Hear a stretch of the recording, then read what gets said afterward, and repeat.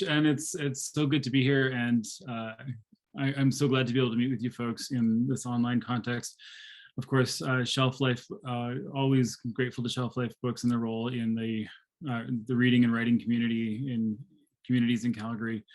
I was very grateful for my launch there last time, and of course encourage people to continue to shop there, and they've done great work over the course of the pandemic to support readers and support writers, so thank you for that. Yeah, it's wonderful to be here today. I'm really happy to be here with Ryan Fitzpatrick and Nikki Reimer, who I'm going to introduce to you very briefly. Just briefly on the sort of order of events for today, I'm going to introduce Ryan and Nikki, and they're each going to read to you from their new projects. And then we're going to get into some dialogue, some conversation about issues that that are raised by their projects, which I think you folks will see have some really remarkable parallels or points of intersection, some really shared concerns that I'm really excited to talk about with them both. So they will have an opportunity to read from their works. We'll have some dialogue, and then I hope to have some conversations, some Q&A towards the end of our time. And I think we can probably do that with raised hands and unmuting later on. But first, to introduce Ryan and Nikki. So Ryan is the author of 3 books of poetry: Coast Mountain Foot from Talon Books, just published, as you just saw on screen. The book Fortified Castles from Talon Books in 2014, and the book Fake Math from Invisible and Snare in 2007. He's past editor of Filling Station magazine and a former organizer of the Flywheel Reading Series. He runs Model Press, which is an online poetry micropress. You can find him online at ryanfitzpatrick.ca, and he is coming to us today from Toronto.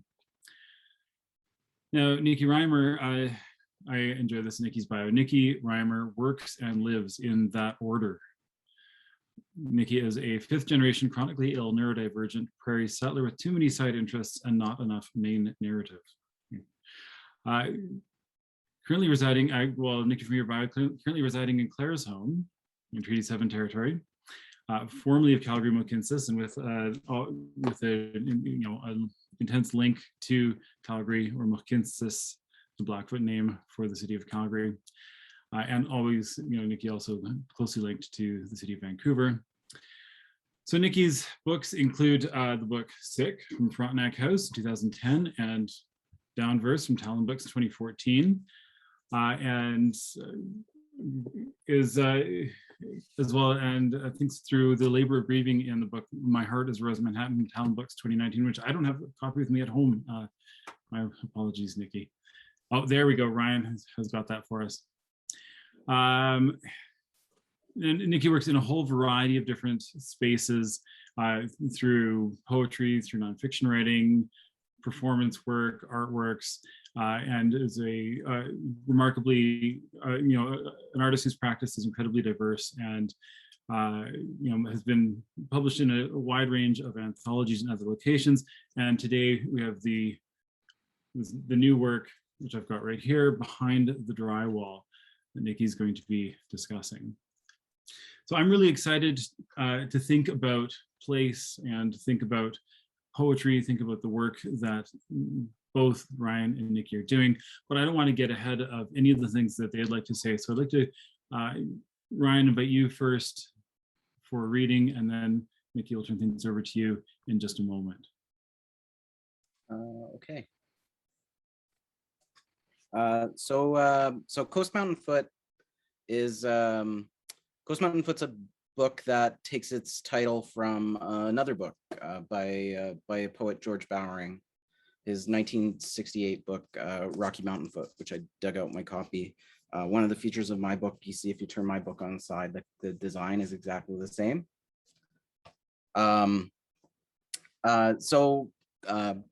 Bowering's book, Rocky Mountain Foot, was written, he's a Vancouver poet, but he came to Calgary for work in the 60s, and out of that came this book, Rocky Mountain Foot, where he writes about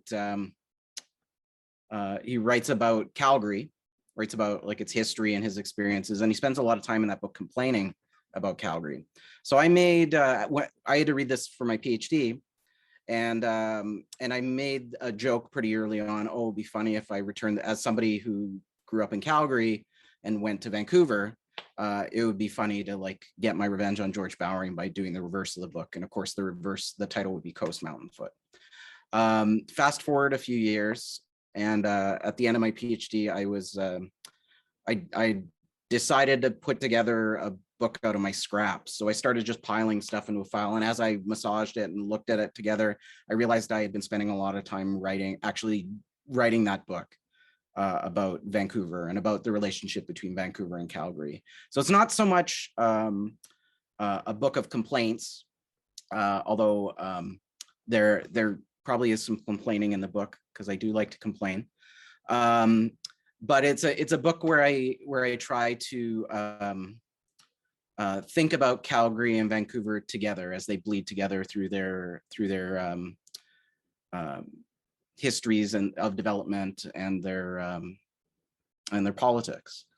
So I thought I would read a bit. The book has 3 flavors. One is a series of poems that come from a little notebook that I have here that I kept in the first year of my PhD, where it's just me listening to like different spaces I was in. And another flavor is a series of poems that I rewrote, that I had written in Calgary that I rewrote in Vancouver. But I want to read from the third flavor, which is a series of poems that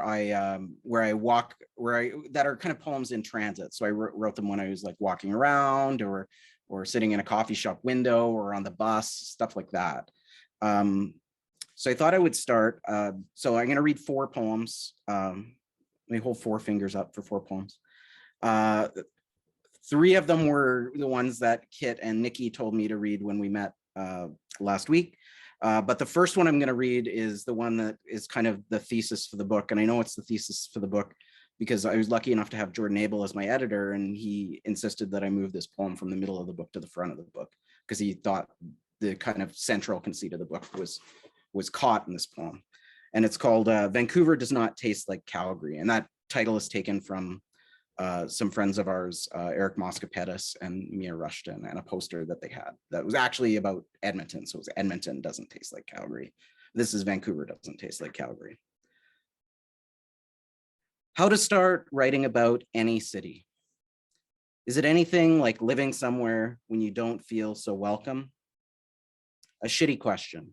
When structures benefit you, though they never feel too beneficial.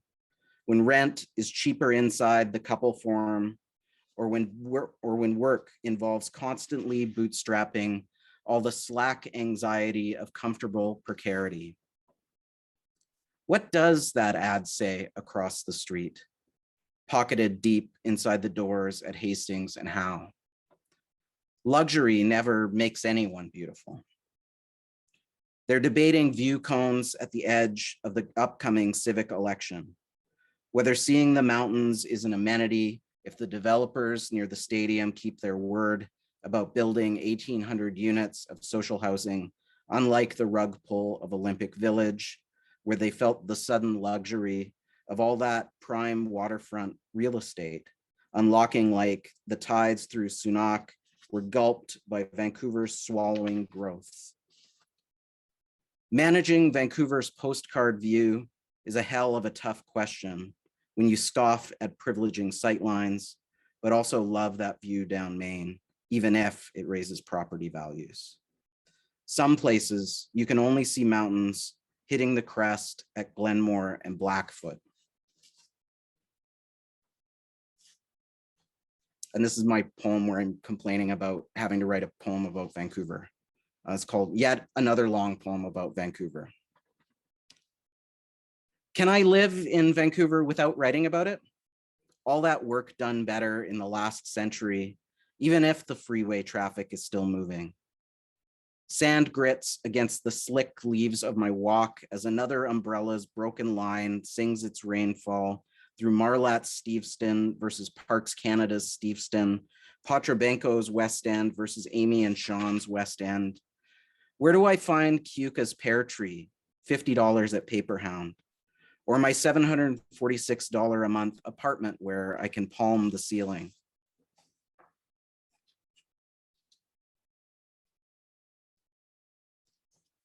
Here's my Calgary freeway poem. You can't just take a name. I apologize if I mispronounce any words in here. I probably will. How many elbows does a city need? The position jockeying of freeway living, a way to beat back throttling bottlenecks. A history that paves over its history, as if memory were a form of texture.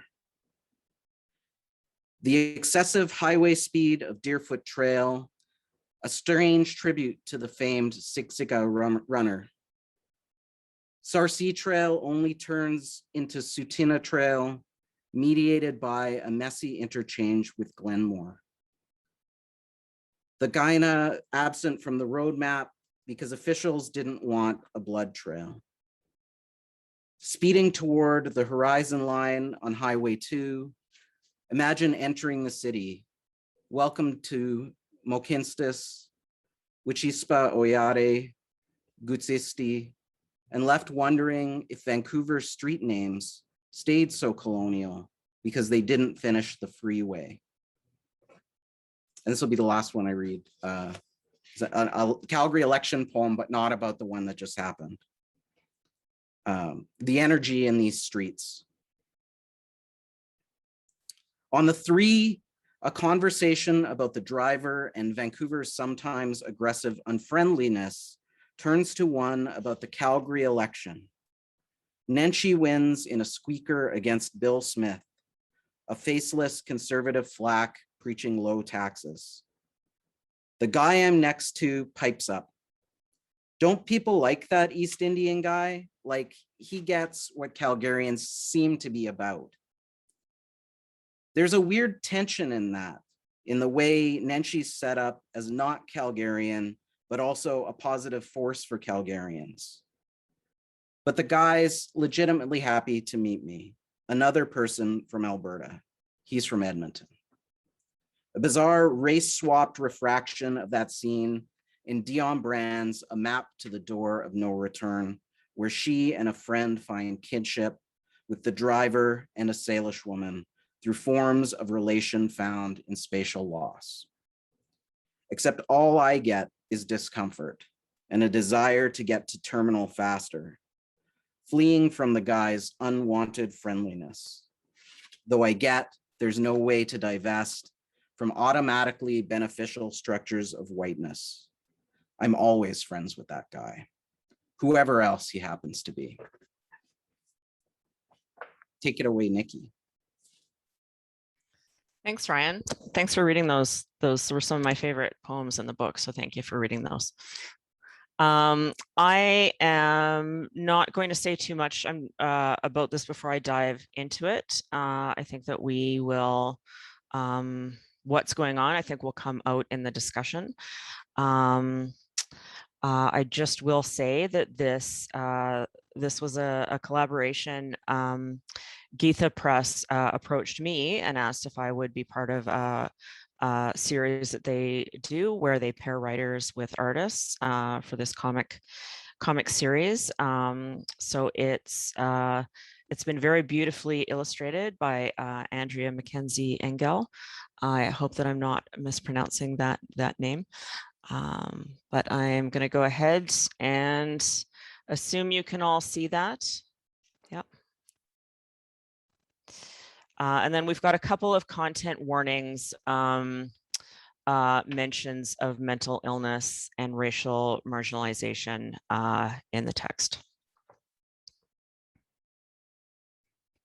Maybe our days here are numbered. The oil and gas industry went through ups, downs, but always growing. In 1970, there were only so many gas companies and head offices. From the late 70s until 2 years ago, at the height of the boom, Calgary issued more than $1 billion worth of construction permits annually. Low-budget dark comedy Way Downtown satirized downtown Calgary's corporate culture at the turn of the millennium. Its characters wager a month's salary to whomever could survive the longest without going outside. They roam through the +15s, Calgary's second-floor indoor pedestrian bridges. Desperate to escape the recycled air, Sandra starts huffing magazine perfume ads like Frank Booth huffed amyl nitrate in Blue Velvet. It's a big small town. It's a big small town. Those communities are car communities, a cradle to grave, cherish the automobile kind of place. You could name your kid Dodge or Rogue. You could draw a line from elementary school to funeral home along the freeways and arterial roads. Big stock brokerage firms, a statue of a horse. Financial entities, a statue of a bull. By the time we get to 2008 or so, though oil prices keep fluctuating, things just sort of peaked.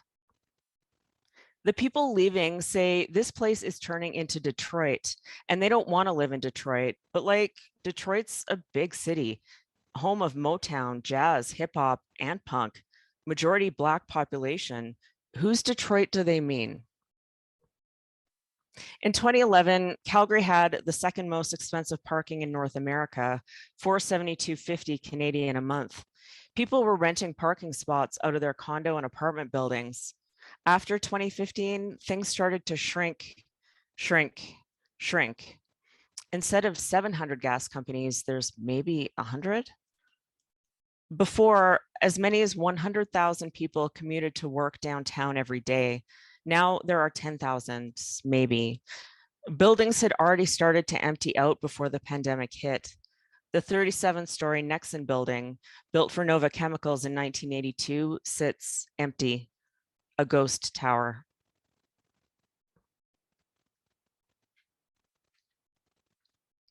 Did we ever stop to ask who it's for? Did we ever stop to question what we'd built? Do we even know what the treaty says, let alone honor it?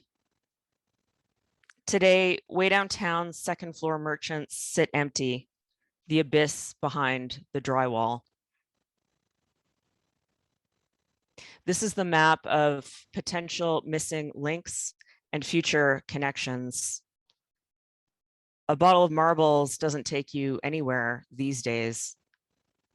The river will be here long after the rest of us have vanished.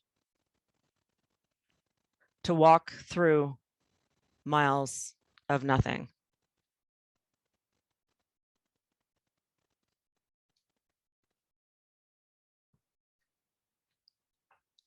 Thank you.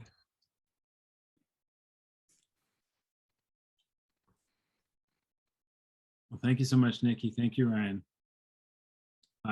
There's a great deal. I know I want to get into dialogue with you folks about,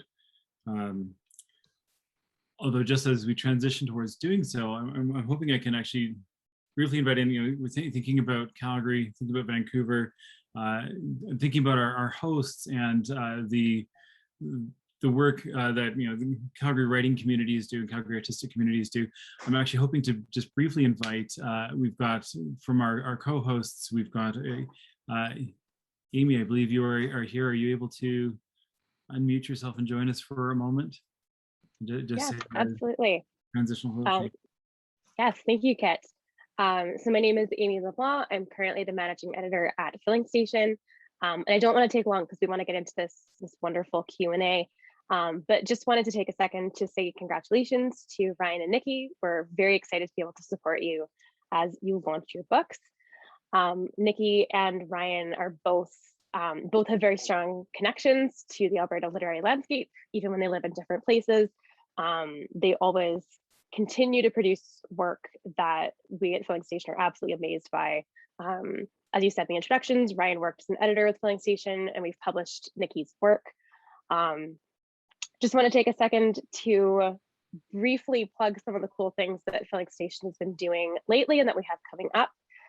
We just released our 77th issue earlier in October. If anybody is ever interested in buying a single issue or a subscription, fillingstation.ca is the place to go.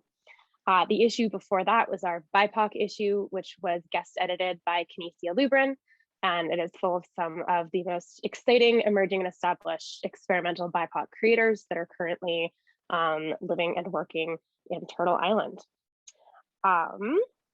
I will pass it back to Kit to get this wonderful Q&A going. But again, congratulations from all of us at Filling Station. We are so excited to be part of your wonderful launch. Thank you for having us here.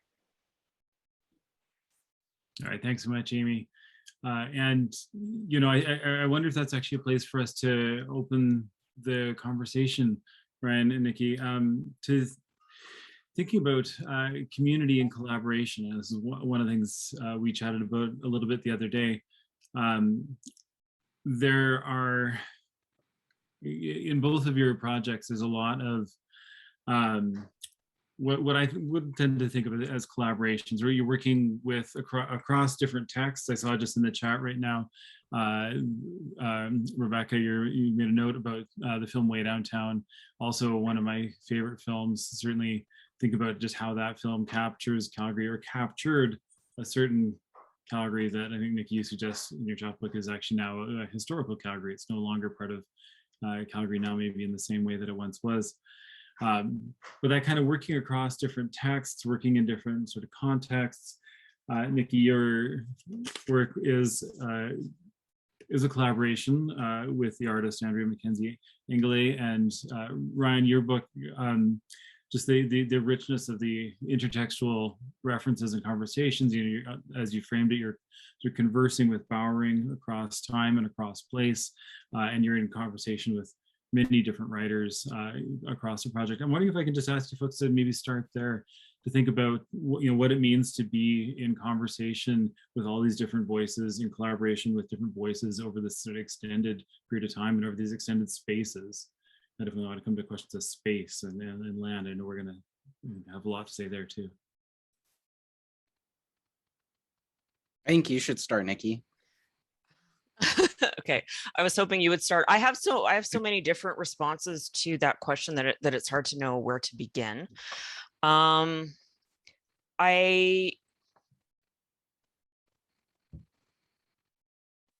think that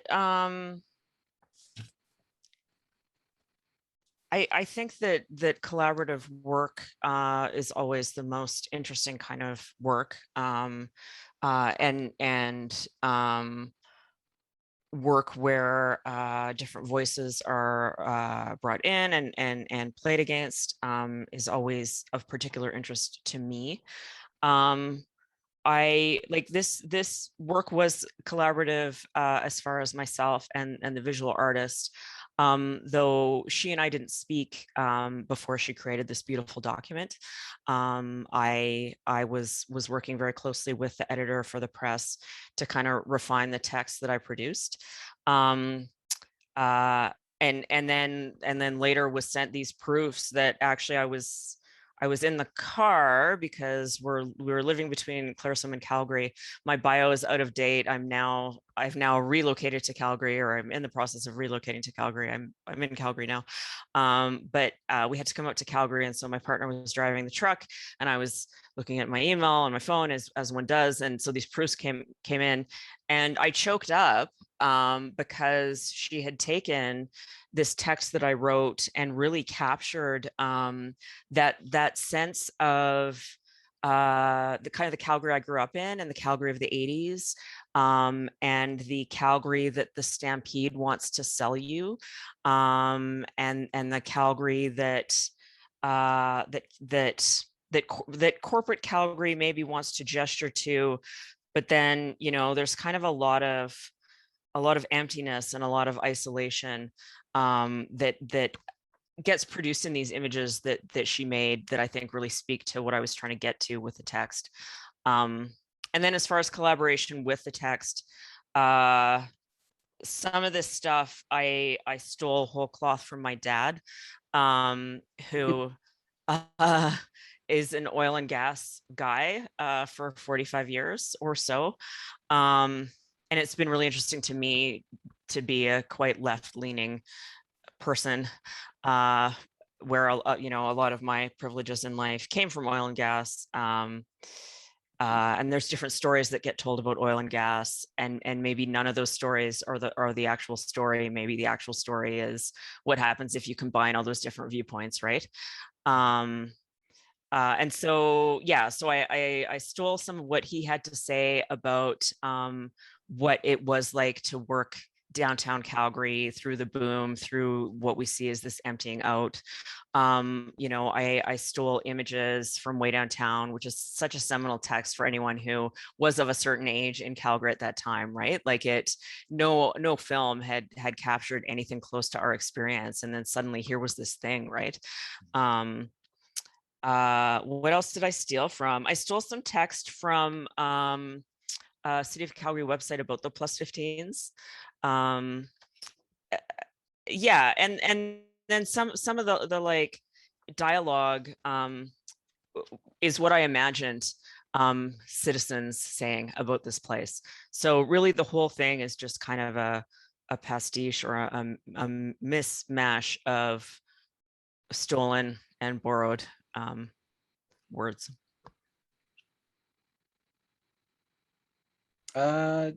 Yeah, I don't know if my answer will be that good compared to your answer, Nikki. Which is why I wanted you to go first, so I could disappoint after. But I don't know, collaboration, because I don't think about this book as collaborative, but I guess it is, right? There's the whole, like Derrida says, make friends with your bookshelf. So a lot of it is like me kind of sorting through all this stuff I was reading, whether it's poetic or whether it's like theoretical about how we think about cities. A lot of theorists in the margins who will kind of throw out an idea and then kind of undercut in a way I can't in my academic work. There's all the stuff in the notebook that I kept is kind of passively collaborative, because I was taking notes on things people were saying in a room, whether it was a talk or a reading or whatever, some of which is like a direct quote from people in the room, although I can't remember who any of the quotes came from, which may be problematic, I don't know. And then there was a whole collaborative process like at the end of it, which actually shaped the book quite a bit, both working with Jordan and then working with Katrina Strang, who copy edited the book, and Charles Simard, who Katrina brought in to help with some of the Indigenous orthography in the book. The Freeway poem that I wrote was written during the copy edit because of conversations that I was having with Katrina and Charles, when I realized that, like, I have like Indigenous place names for Vancouver, but none for Calgary, which speaks to my experience, like when I was in Calgary, like settler colonialism was not a thing that was discussed. And then I leave and go to Vancouver where everybody's in the middle of discussing it. And then and then suddenly as I leave, Calgary gets interested, because everyone does at a certain point, right? Kind of post Idle No More, or maybe pre-post Idle No More. I don't know. Yeah, I think a lot of those conversations take a bit longer to get to Calgary. I don't know if that's just a Calgary thing or if that's like a major center versus smaller city thing, but yeah, a lot of the desire to do better / progressive discussion seems to me to be like 7 or 8 years behind here. Yeah, I think that sense of belatedness, I think, is sort of maybe what that has felt like to me too.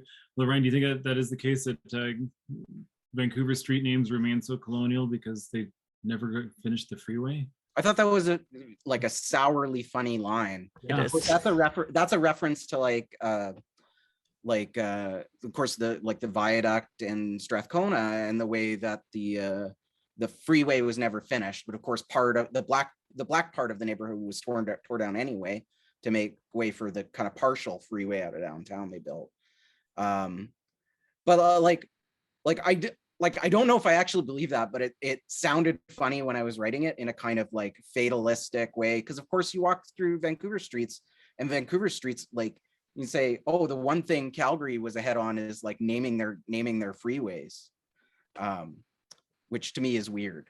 But Well, I don't, what does that that's not a mean? good Ahead, answer. how ahead? Ahead I in don't what know. way? Okay. Well, We're, because there's so much talk about like renaming places right now, right? Like Yeah. I'm in Toronto, and Toronto is like in the middle of trying to rename a bunch of stuff, whether it's the school formerly known as Ryerson, or Dundas is the big street they're renaming, but it's like not like, it's not for Indigenous reasons. But there was that whole project that was like where a group of Indigenous artists were kind of like putting up ad hoc street signs around Toronto, and then the city started doing like changing the signs. So I don't know if ahead is the right word, but like because I think it's Calgary's weirdly behind too, when ahead behind whatever. But like because I think like the worst renaming I've seen is a Calgary renaming, which is Reconciliation Bridge, which is kind of embarrassing once you think about it for longer than 30 seconds. It's pretty embarrassing, yeah. and you have some spicy language for it also in the book, right? You talk about that renaming as well. Oh, what do I say? Do I have to look it up? I can't remember what I wrote in my own book.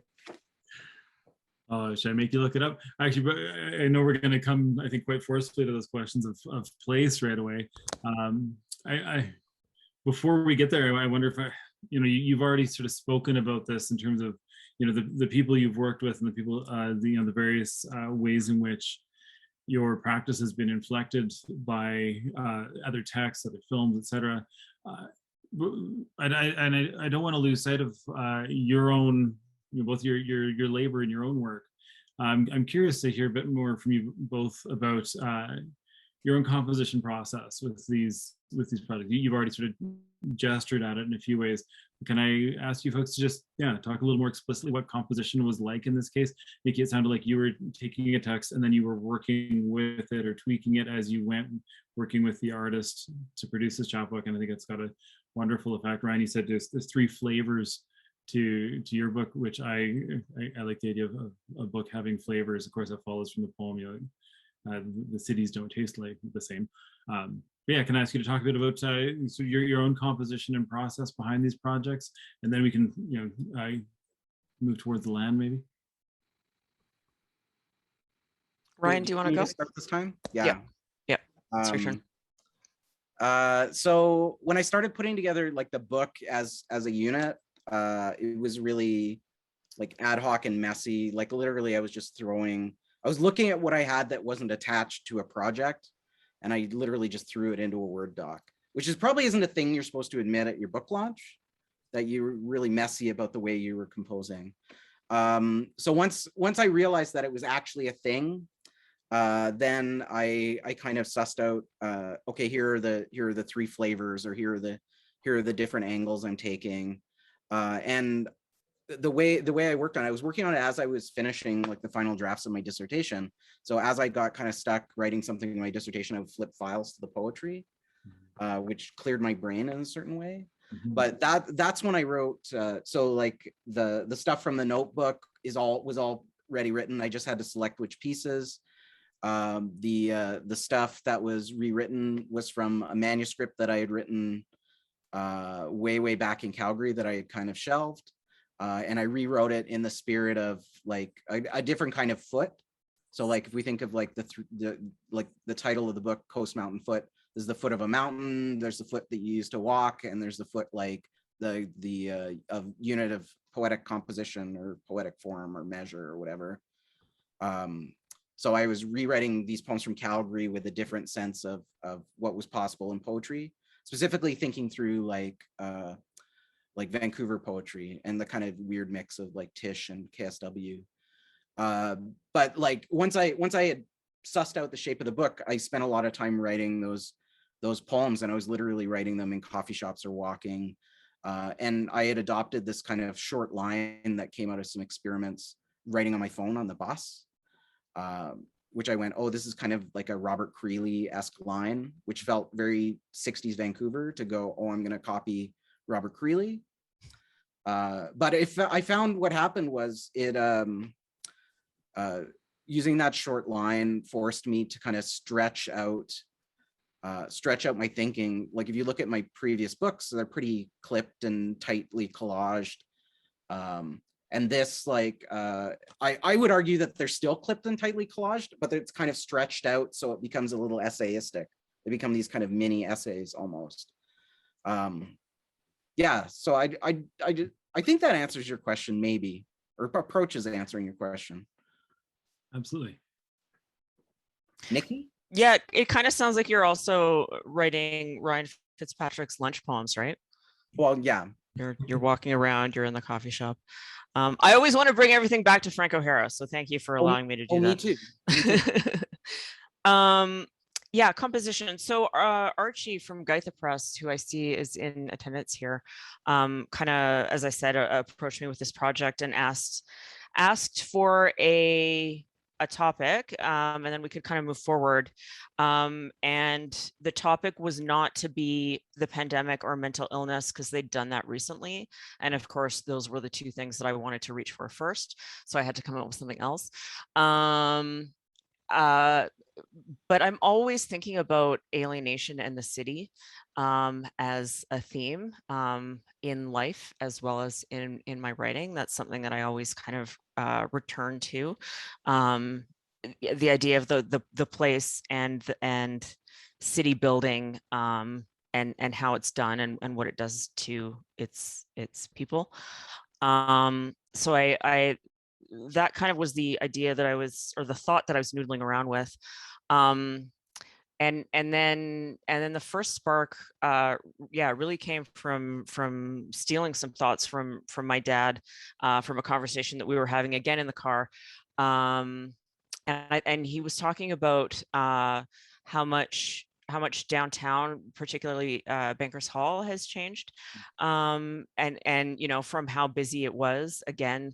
Oh yeah, I'm getting that's awesome, thank you, in the chat. How much has changed from like the height of the boom when it was a bustling downtown mall to so many of those businesses have closed because of the pandemic, and now when you walk that space, it's all drywall, and I just thought that was such an evocative image and metaphor for so much, right? Like you could write a whole thesis about that. So I really kind of started thinking about okay, Calgary and where it's how it's been shaped by this industry, by this mono industry, this petroculture, petrosexual, whatever thing that happens in Calgary. And so started kind of doing some of my own thoughts and scribbles around that. And that made me think about Way Downtown. And so then I was researching Way Downtown, and I just ended up in all of these research holes, which is the thing that I do. I get onto Google and I get in rabbit holes that end up branching off in like 100 different directions. But I'm always like kind of magpie-like, collecting little scraps and little snippets here and there, which end up feeding back in to the text. And then, yeah, Archie was working with me closely to kind of refine the ideas that I had and make it more clear and more visual, more imagistic too, I think. So, yeah. Fantastic, thanks.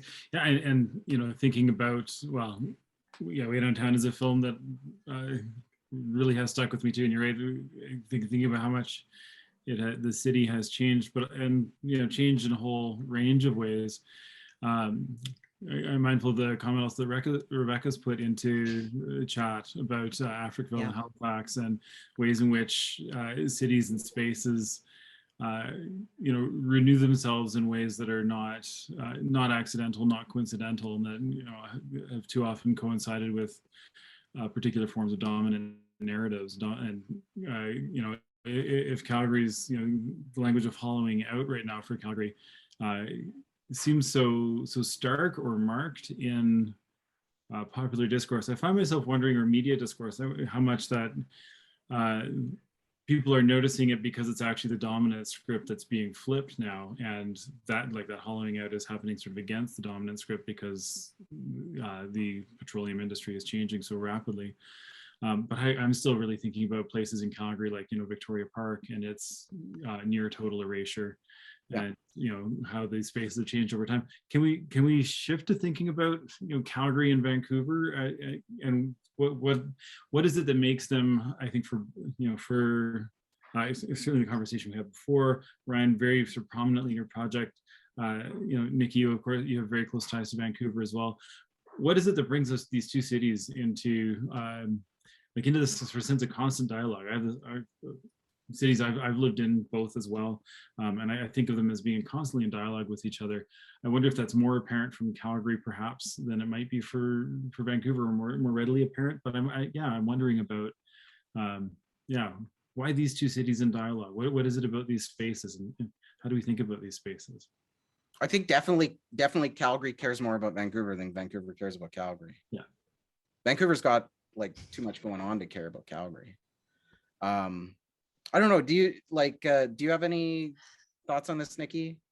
Yeah. And maybe it's just the people who have lived in both spaces who are thinking about them, because they're kind of opposites of each other in a lot of ways, that were very apparent to me when I moved from Calgary to Vancouver in 2004. It was very apparent to me how completely in opposite the lifestyle and the culture and the way that people interacted with each other. And then when I came back in 2012, it again was apparent in all sorts of different ways. Who else, gosh, there are so many writers, really, I think, who have spent time in both places. I see that Raj Paul is in attendance as well. He's lived in both places. I mean, Ryan, you're talking about George Bowring being that work being the impetus. Fred Waugh had a major impact on both writing communities. And so maybe it's just the writers and the artists who have happened to make their lives in either place, and then start thinking about how they're different. That wasn't a very intellectual answer, but that's all I've got. No, I think that's a good answer, because I think about that too. There seems to be a lot of us who have been in both cities. And I think it used to be like that between Calgary and Winnipeg too for a while, but maybe less so. And I wonder if it's a university thing. Although maybe it's more than that, because I don't know.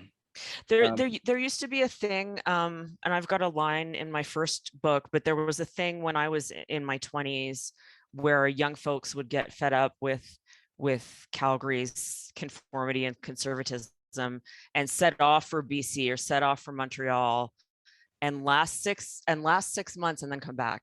And it was enough that you could talk about it. In particular, people would go to Vancouver and they would last 6 months or a year and come back, because it's a hard town to make a living in. Sherry D. Wilson lived in both, Kirk Miles says.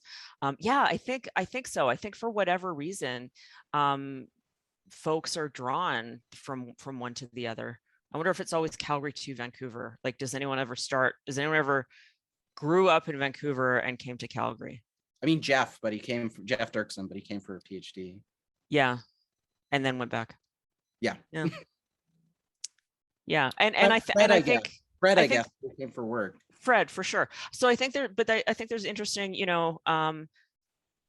something that I think that we both are trying to think through and write through in these two works, is a bit about how cities how cities try to present themselves, the narrative that they try to put forth, and then the tension between that and what life is like for people who live there. And obviously, writers are very interested in poking holes in the bullshit around the assumed meta narrative or the marketing narrative. So I think there's a lot of richness there. Kirk also says that Tom Wayman wrote a scathing poem about Calgary. I wish we had that right now. Hasn't? Who hasn't? That's right. That's it. It can be a frustrating place to be a creative and progressive person, but there's so much that's also really generative space. Frustration. I've been thinking about it, and I'm thinking about it a lot, like really recently, partly because of this book, and partly because I'm actually teaching way downtown in my class next week. So this sweet. This is helpful. You can send me your research after we're done talking. But like the very different development histories of Calgary and Vancouver, where moving to Vancouver set like the way Calgary thinks about its development in kind of stark relief, because Calgary is all about sprawl, right? Mm-hmm. And so the kind of progressive solution in Calgary to sprawl is to like go full on with the new urbanism and densify like neighborhoods, right? Which sounds great, but once you move to Vancouver, you realize, oh, the new urbanism is the conservative stance here, and the progressive, if we want to use that word, is way more activist in Vancouver. So I think for me there was something in that, and I think that was partly because I was thinking about cities, but that kind of like real difference in the way the cities think about their development and the way the development has kind of moved historically. Mm-hmm. So if part of the task then is to like identify what are the narratives, the meta narratives that the city wants to put out about itself, I find myself asking like, what are the narratives that you bring instead? I'm thinking about affect maybe first and foremost. Like, is there a different affect that you find yourselves wanting to bring to these civic conversations, be it about Calgary or or Vancouver or broadly? Yeah. Sorry. Oh, okay. I was just gonna say, like, I think the cities have an affect. Mm-hmm. Like Calgary is very kind of openly warm and friendly, and until you cross them, and then you're out. I'm thinking specifically like the kind of, I always think Calgary's reputation is that it's so friendly until you move to fuck with a whale, and then knives come out. Whereas Vancouver, I found when I moved there, was extremely suspicious of anyone new. I remember reading, like the first year I was there, giving a reading at like a thing. There was a ton of people reading, and I remember being introduced. I had been there 9 months, and I remember being introduced as living in Calgary. And so when I got on stage, I was like, "How long do I have to live in Vancouver before someone will say I live in Vancouver?" 6 years. And Reg Johansson said 10. Oh. But maybe it's 6. I don't know. But I found Vancouver really suspicious until you were in, and then once you were in, you were kind of. That's right. That's right. Yep. But as for your question, Kit, like what kind of affect am I bringing to it, or are we bringing to it? I'm not sure. I know when we talked earlier, you had your own theory, but I'll let Nikki talk. Yeah, I think alienation and melancholy is the affect that I try to bring to everything. As a counterpoint, though, to Calgary's sense of itself as a vibrant place, which is something I was seeing everywhere when I got back in 2012. And I hope I don't regret saying this, but particularly from the university, which is where I work, for a number of years, the marketing copy was really about the vibrancy of Calgary, and my response. And the energy of the streets, and my response is always like, what the hell are you talking about? What are you talking about? What like I see a partying scene. I see a scary, the scary misogynistic, hedonistic, alcohol fueled, stampede time. which is kind of a thread that runs through Calgary that gets amped up during those 10 days. That's never a term that I would ever use for this place. And so yeah, so I guess I'm trying to challenge that in some way. Mm-hmm. I don't know. I kind of want to defend Calgary a bit, although I haven't lived there in a decade, so it's probably very different than my memory of it. But and it's changed. It's changed yeah. so much in 10 years. It's probably changed 2 or 3 times in those 10 years. Yeah. But my memory of it, at the end, was it was exactly what you're describing, except if you microed it enough and went down to the DIY level, far enough, you would find these pockets of vibrancy. And so tremendous support, tremendous, incredible community care and true support of other people's art. Mm-hmm. Mm-hmm. Yeah. Nikki, I want to sort of go back to or pick up on that language of melancholy, because I think it offers a way of thinking. Certainly when I was reading Behind the Drywall, I was picking up on elements of that sense of melancholy, the sense of sadness over certain elements of the city, in a sense that, things that change but also don't change, I guess, in a sense. The things that sort of stick around that are that can be disturbing or upsetting about a place. And thinking about it in terms of place, I found myself in my reading linking it to some of the questions of settler colonialism. What it means to be in a place that has really difficult relationships and has not sorted out its colonial history or the ongoing colonialism in this place. And I know from conversations with both of you that you're thinking actively about what it means to be settlers and doing this writing about place. I guess my question is something like, what is the role of settlers in writing back to place and endeavoring to sort of challenge or shift or modify the affects that they may carry? Yeah, that's such a good and difficult question to answer. I think that, I think that any settler, very particularly any white settler, really needs to be conscious of the way in which they're occupying the space. Particularly because white voices have created the dominant narrative for such a long time. And so there's a need to be aware and honest of your own position and where you're writing from, and what other voices have not been present, and how is your own work influenced by those voices.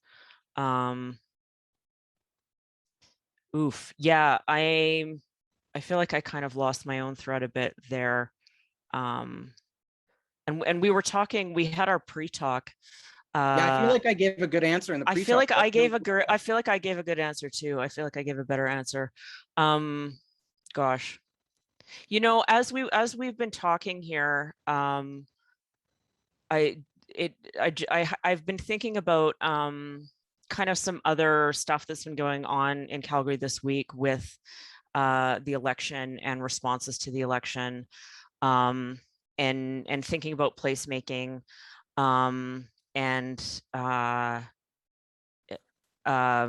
it was posted on Twitter. There's the oh shit, I always forget names when it's just important to come up with a noun. The mural that is in Chinatown right now, that Pink Flamingo curated, and it is a local Black artist who made the mural, and I'm hoping that someone is going to twig into the names of any of those people. There was controversy because as part of this mural festival, Pink Flamingo wanted to paint over an old mural on the Cups building that was like a 20-year-old mural that nobody cared about until a young Black-led organization wanted to make a mural, and then suddenly people got up in arms over it, and they finally were able to get a space in Chinatown, and a really beautiful mural celebrating John Ware, the famous Black cowboy, was created. So there was some graffiti was painted over that, and just like today or yesterday. My point being that a lot of what has shaped Calgary is racism that both structural and at the personal level, that was not talked about for a really long time, and it's being talked about more now, and there seems to be backlashes as a result of certain voices being allowed to speak for the first time. And I'm really giving a sideways answer, but I think being an ally and being an accomplice as much as possible to our racialized friends and colleagues has to be an important part of the project too. And what I was trying to do in this text, which I don't know if it comes across or not, but you know, I'm trying to paint a picture that kind of is like the endpoint of the oil and gas narrative of Calgary, of the endpoint of the settler colonial narrative of Calgary, and that's nothing, right? Like that's burning ourselves completely out and being eradicated, and then an empty landscape. But that is not what an Indigenous perspective would suggest, and that is not what the land back movement would suggest, right? Like there are other voices who like it's such a that whole impulse, that whole drive to annihilation is such a settler colonial mindset. Yeah. And it's not the only mindset, and it's not, you know, yeah. Yeah, there's more than one spatial show in town. Thank you. Yeah. Yeah,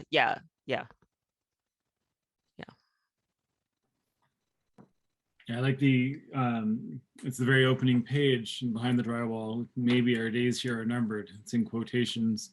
I find myself sort of thinking about who's the hour whose days are numbered here, and I think this is what you're gesturing to, right? It's in quotations for a very clear reason. It's a particular narrative or a particular myth about space that is changing. Whose days may be numbered. Jay Sterling, thank you. Jay Sterling is the name of the artist who made that gorgeous mural. Yeah. So go look it up if you don't know it already. Thank you, Archie. Ryan, did you want to take this one up also about the role of the settler in this conversation? You were working with some Indigenous place names in particular in your text, and I think they're really important to acknowledge, like the complexity of something like the ways in which Calgary, all of the trails in Calgary, the highways have all been named. That kind of naming that you rightly draw attention to, I think, brings this conversation maybe into another direction, or maybe this sort of augments it in a way.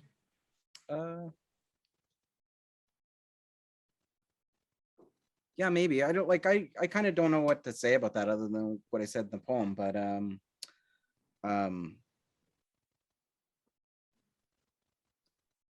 yeah, I think sometimes like it's tough because like when we talked about this last time, we talked about like what do you do as a settler? You don't want to center yourself, but you have to center yourself. So it becomes a kind of game of trying to find the spots at which at which you can make a self-critique. Like, I think like sometimes self-criticism is all we have, but so I think like pointing to the place names in a way in the poem that I read isn't so much like it's not so much like a demand to change the name, although I think we should change the name, but I also think like I'm pretty resistant to like I know a lot of people in Calgary will say, oh, I live in Mohkínstsis, but like, no, you're white, you live in Calgary.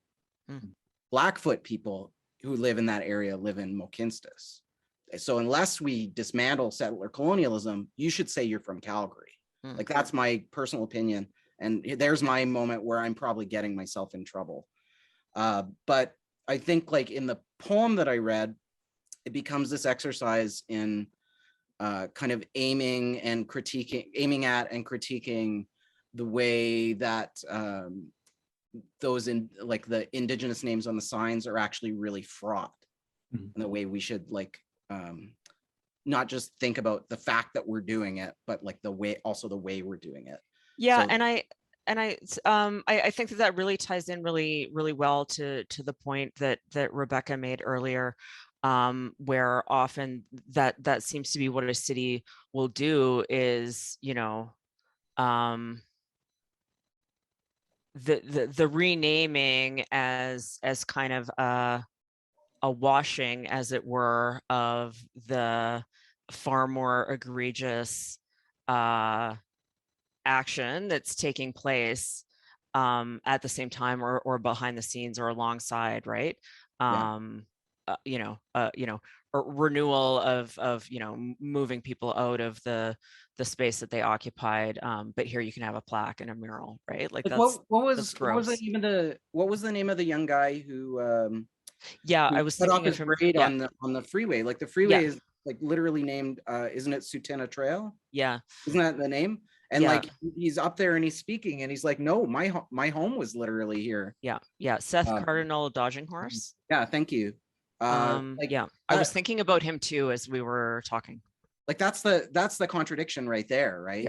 Around these place names is like, and that's a contradiction around like Reconciliation Bridge. Like, my kind of offhand way of putting it is like, you can change the name to this kind of like empty, maybe hopeful thing, but you haven't changed the bridge. The bridge is still like, people are still going across the river in the same way. It's still part of the same system and same structure. How do you actually dismantle like the bridge, or how do you dismantle car culture, which is a part of like a larger system of extraction, right? It's an empty signifier at the end of the day. And how it, like, because you can't unwedge yourself, like as a white settler, you can't unwedge yourself from the system by yourself, without, like throttling yourself towards death, which doesn't actually do any real work. Like self-abolition, like the self-abolition of the settler subject has to do with dismantling all the relations that make you. And hopefully still being around at the end of dismantling those relations, because somehow you've built another set of relations that are more reciprocal. And I don't have an answer to how to do that. This is probably why, if there's melancholy in my book, that's the reason. I know I asked you both the other day if there's such a thing as decolonial or decolonizing writing available to you both, and you said you weren't sure. But I think it's impossible, and I think that it's cowardly to not try, right? Like, I think it's impossible, but I think if we're and we could quit writing too, like that's always a choice, to take one's voice entirely out of the public, or to try to, as Ryan says, build more reciprocal relationships, and try and fail and fuck up and try again, I think. In that spirit of building reciprocal relationships, I think it might be a nice moment to recognize everyone who's joining us here in the conversation, and perhaps start to turn the conversation over to some questions if folks want to join in and ask your questions for Nikki or Ryan. We can probably do so in chat. You could also put a hand up, any of those kinds of gestures to which we've become more familiar working on Zoom in the last while. Yes, please ask questions. I'm sorry we're being so depressing. Ask something fun.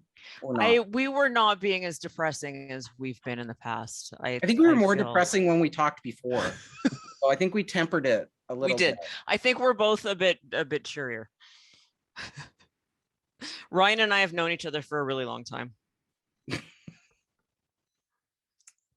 And we'd love to hear your questions. I'm opening the chat for the first time. I'm not good at doing both at the same time. Gosh, it's one of those challenges of the Zoom era, isn't it? Except for those of us with ADHD love it, because there's so many different things to shift attention to all the time.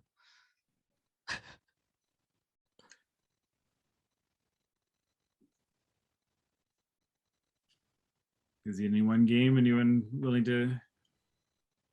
Everybody take out a piece of paper, and I want you to write down, spend the next few, just kidding. They like a teaching trick that I like to make jokes about in classes is like you're supposed to count to 7 and let people be quiet for at least 7 seconds, because that gives them enough time to like think about what they might say. Mm-hmm. Well, in the classroom, I know my students certainly learn that I'm happy to have those weighty pauses for a while.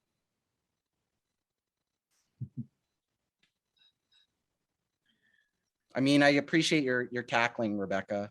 I miss you, Rebecca. Rebecca was in a class with Nikki and I ages ago when we were all young. Yeah, like 1999 or something. Oh, Ethan has a question.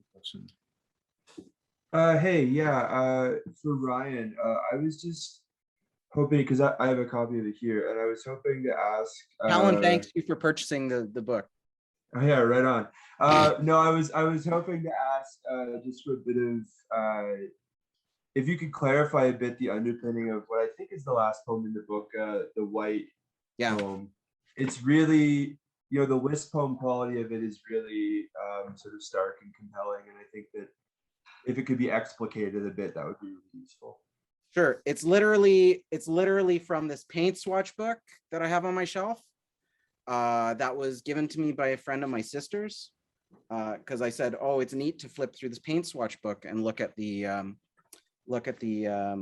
names of the colors. So like literally, if you look at you probably can't see this through the camera, so I don't know why I'm holding it up except to be dramatic. But if you look, like the white section is literally the white section. So the poem is literally the white section of this paint swatch book. And so the provenance of the piece is that, like, in the headier days of 2008 Calgary, conceptualism was all the rage. And everyone's, other than me, seemed to be doing some kind of conceptual writing project where they're doing some anagrams or like copying out the phone book or some shit. Setting a shoe on fire. So I said, okay, I'm gonna give in to all this peer pressure and finally do a conceptual project. And my idea was, I'm just gonna transcribe this paint swatch book, because I thought to myself, well, if I'm gonna do something like this, all of these things sound so boring to actually do. I'm gonna only do a project if I can complete it in a weekend. I did not complete it. I typed out about 200 pages of it in about 8 hours and got really bored and stopped and did something else. But the white section kind of stuck with me, and I wasn't sure why at first. It's weird because the other kind of like poems in that flavor are poems that I actually rewrote, but White is a poem where it kind of like, I didn't change any of the words, but my understanding of it changed once I moved to Vancouver. Because suddenly all these words that were like, it's this mix of like place names in the Rocky Mountains, like in like around the border between BC and Alberta. There's a lot of like indigenous names in there. And and it seemed to me it offered this really interesting question, or this problem space around how we think about land and naming.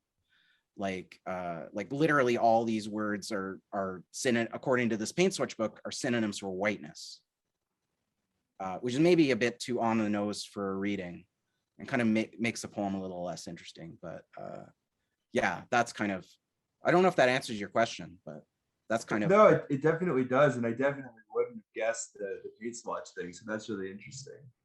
And I also think that at the level of just the experience of reading it, being as it's just this list poem, the way in which it takes your like extremely clipped sort of short line style and then makes it even more spare somehow is, I think, it's a really effective ending to the book, I think. Well, thank you. Thank you.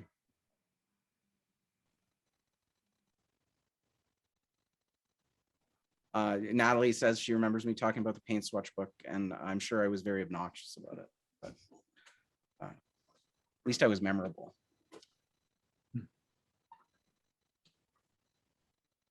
More questions, please.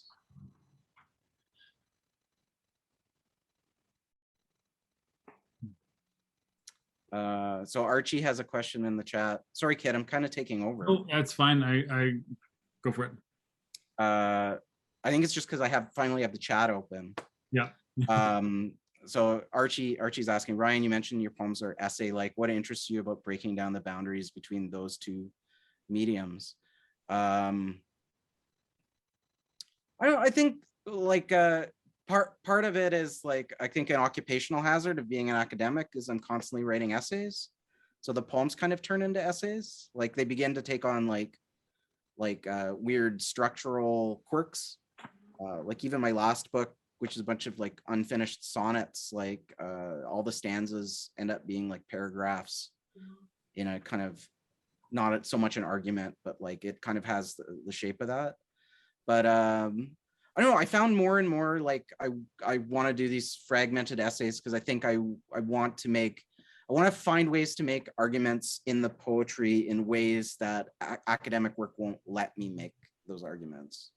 So I know like my next two big things are extremely long, like essay poems basically, but they're kind of, because it's a poem, I can make it kind of fragmentary. I can go in lateral directions. I can be kind of speculative in weird ways. And I think like the root of that is in this book. So people, that's a good question to ask me in 2 years when my next book comes out. But I don't like, to me, they're not like, I don't think there's a boundary between them. Like, and if I were to turn this question on Nikki with this project, to me, this is like anti-advertising, where it's like taking the sort of the rhetoric and form of advertising and then doing the opposite of it, or something like that. Mm-hmm. That possibility of boundary crossing, medium crossing seems really fertile for, I think, for both of your practices. Oh, sure. Yeah. And it's, yeah, I've never seen rhetoric that I disagreed with that I could prevent myself from talking back to. Like it's some kind of congenital flaw, where if I see it, I have to speak back to it. Mm-hmm. Mm-hmm. Curious for additional questions. I also kind of want to. Oh, I had a bit of a question. If that's Please. Okay. Yeah. Is my camera on? Can people see me? Yes, I can see. Yeah. Hi, David. Hey, you too. It was good to on a whim drop in and see what you've been up to. I had a little question on piggybacking off this essay-like idea and kind of tying it into some of the things you were discussing about, I guess, the difficulties for decolonial practices as settler poets, and particularly as white settler poets. Some work I do on the side often is I edit research creation, like PhDs. And I think a major way that academia is attempting to claim that it's decolonizing its practices is those kinds of spaces But once you get into the actual text of the thing, more often than not, it's not really doing that at all. And it creates really, in some ways, an even tighter box, because it's kind of like, well, either you're an artist or you're an academic, and there's not a lot of space to be both of them at the same time. So I wondered, specifically with this idea of kind of stretching into these fragmented, maybe somewhat experimental essay spaces, how do you encounter the ways that those things have been done before in ways that ultimately don't necessarily stray away from those kind of constraints that ultimately do have these kinds of academic components? Part of me wants to throw this question to Nikki, because I think Nikki's doing the same water work, but she's not going to answer this question. She's already. I'm not going to. I don't know. For me, like, I'm an academic, but like, I don't like, I'm an academic, and like, maybe like part of I would kind of categorize myself as like the dying, like the last dying gasp of the poet critic. So my kind of like influences on stuff for stuff like this is the long poem, but the long poem in that kind of like very Canadian, very 1970s, 1980s vintage, like thinking about, like, we mentioned Fred, we mentioned Bowering, we could throw in Daphne Marlatt, Robert Croach, you name it. Whoever's in the new long poem anthology that I read in Pamela Banting's class, Nikki was also in that class, back in 1998, 1999.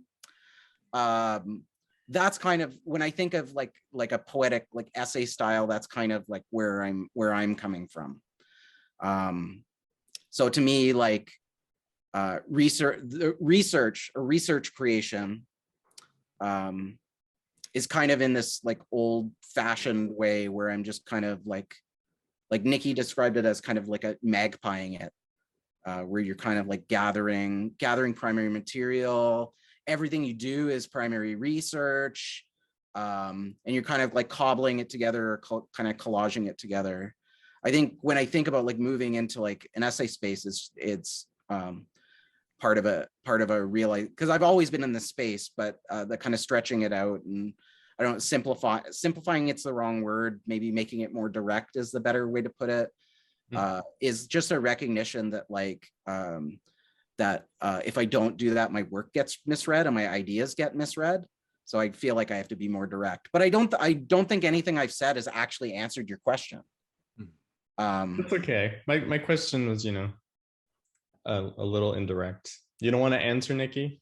It's a good question, and I think that you're right about the ways in which that of the moment discussion around decolonization gets picked up as a term and dropped into the same old thing that actually doesn't do anything. And I think it's tricky. I think that any statement one could make with this phase is going to reify at the same time that it dismantles. And when Ryan and Kit and I were talking, I don't even remember if it was this week or last week now, we kind of were having our pre-meeting and talking around some of these issues and form, and trying to confront one's position as a settler. And I thought of that poem by my stupid brain will just turn right off on people's names just as I'm about to voice them. God damn it, Clint Burnham. Clint Burnham has a poem, and it's about the land acknowledgement, and he he says, I acknowledge this group, I acknowledge that group, I acknowledge these people, I acknowledge these people, and it goes on and on and on. And it eventually, I think he voices, I acknowledge that my acknowledgement doesn't do a damn thing. And it unpacks the performance of the land acknowledgement and shows it as false, at the same time that it paints him as the writer who has the answer, which in itself is problematic. And these things so often end up in a circle. And so I don't know that there is an answer, but I think that one has to try to actually break apart the forms and actually break apart the structures. For sure. Earlier when you were both talking about the idea of self-critique as a potential option, I feel like so often it gets levied as it's just another way to get points. Yes. Yeah. Yes. And Yeah. how to do that without getting points is kind of a question, maybe. I think you have to not want the points. I think intention has to be part of it. And yeah. Cool. I feel like we could talk about this for like probably hours. Definitely. Yeah. Thanks to you both. But also please purchase my book because I will. I need those number metrics to go up. I need my press to be convinced enough that they'll publish another book by me. That's the way to go. We'll do. That's half a joke. You can take it to the library if you want. I won't be bothered. Thanks. Rebecca has a good comment in the chat about that. I'm going to read it. She says, I no longer work at a university, but when I did, I found that the institutions seemed to treat decolonization the same way they did the act of land acknowledgement, as a script to perfect and re-perform on demand, rather than as a living conversation to participate in with humility and hope. Yeah. Mm-hmm. I really appreciate the way Ryan and Nick, you're both sort of drawing attention to contradictions and dwelling in them, and not sort of endeavoring to simply sort of reconcile or simplify or pave over. These are all sort of metaphors that you've used in your poetry. Those various challenges. I think it's important to highlight them. That's a lesson I learned from Danielle LaFrance. If she made it here. I see Danielle LaFrance. She's here. And actually, living in the heart of the contradiction. Well, and there's a part of me, and maybe it's this the classroom pedagogical part of me too, that would love to, if we had the capacity, the space, the time, if we were gathering, in person. But of course, we have the benefit of having people from many different locations here as a result of being on Zoom. Part of me wants to sort of flip the question, and there's so many wonderful writers and wonderful thinkers who I see here, and I want to acknowledge you all. And I would love to hear from everyone here about how one dwells in those contradictions, how one writes one's way through land and landscape and does all of this work. I would like to invite, maybe if there's one person, maybe one more question for us. I know we're going to be done in about 5 minutes, or depends on you folks. Is there someone who'd like to ask a final question or a closing observation?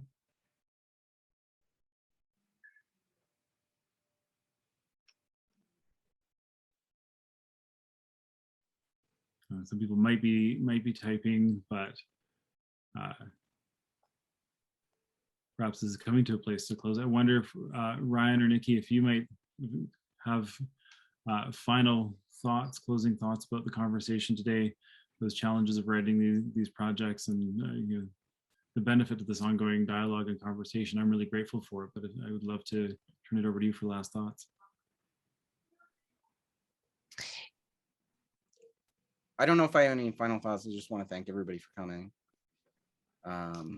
to this thing. And I hope it was more interesting. I kind of can't stand Zoom readings, so I hope this was at least more interesting than a Zoom reading. And Nikki was kind of the perfect person to talk to, partly because we've known each other for ages, but also like our work speaks to one another, not because we're doing it on purpose. We just share concerns, right? Shared concerns and geographies. Mm-hmm. Yeah, I'm just really pumped, full of serotonin and dopamine from getting to have this interaction with y'all, and seeing all these friendly, familiar, long lost names in attendance here. So yeah, just really grateful to everyone who took time out of your Tuesday night to do this. All right, and then Ian's just briefly asked you what's next for you two, both journeys and plans, the time to come. Do we all just look forward to the time to come, whatever that may bring? I am working on a multimedia web-based project that is an extended elegy called Grief Wave. It's my first kind of public foray into like sound and extended multimedia work. So look for that on the internet at some time in the future. I've got a couple things. The first time I feel like I've had momentum in my poetry career, whatever poetry career, talking about it as a career, whatever that means. But I have 2 books forthcoming. One is a chapbook being put out by Kirby and Knifework Book called Secondary to Someone. That's part of a longer project that hopefully one day will get published called Dealing with It. And then I have another full length in 2023 coming out of Invisible Press called Sunny Ways, after our good old pal Justin Trudeau.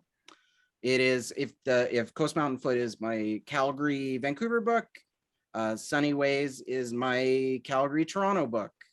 It's all about doubt and denialism and the oil industry and walking around in the beaches, which is the neighborhood I live in. Fantastic. I will look forward to all those projects when they come into course. Thanks to everyone who has been able to join this conversation tonight. It's really gratifying to see all of the comments in the chat bar. Thanks, everyone. I think we can wrap it up there for the evening. Take good care. Stay safe. Thank you.